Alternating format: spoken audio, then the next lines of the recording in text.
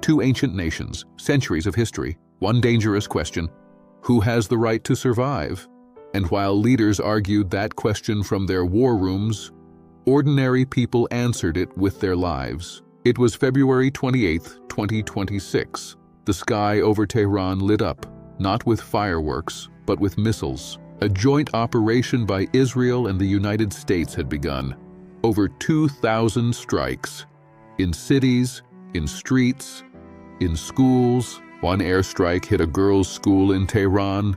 180 children and teachers gone in a single moment because of decisions none of them ever made. Meanwhile, in Tel Aviv, Iranian missiles were falling too. 40 buildings damaged, families scrambling into shelters, children crying in the dark.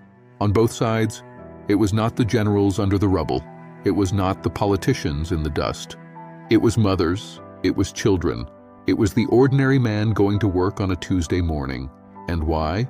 Because for decades, Israel feared Iran's nuclear program, believing it was a weapon being built to erase them from the map.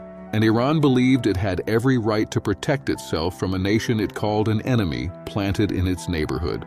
Two fears, two beliefs, two governments, and over 1,300 people dead in just the first week. 100,000 people fled Tehran in 2 days. Families grabbing what they could carry, not knowing if their city would exist when they returned. In Iran, a girls' school was a target. In Israel, apartment blocks were on fire.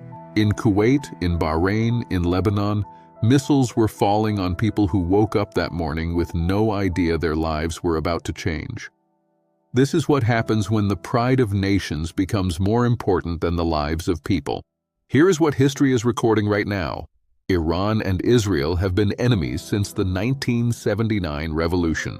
For over 45 years, both sides have funded proxy wars, assassinated each other's scientists, launched cyber attacks, and armed groups. All of that was done by governments. All of that was paid for by civilians. The child who died in that school in Tehran did not vote for war. The family running from Tel Aviv did not choose to be enemies, but they bore the cost, because that is the oldest truth of all conflicts. The people who start wars are never the ones who finish them. This war is not over. As I speak to you today, missiles are still flying, families are still fleeing, and children are still dying for decisions they were never asked to make.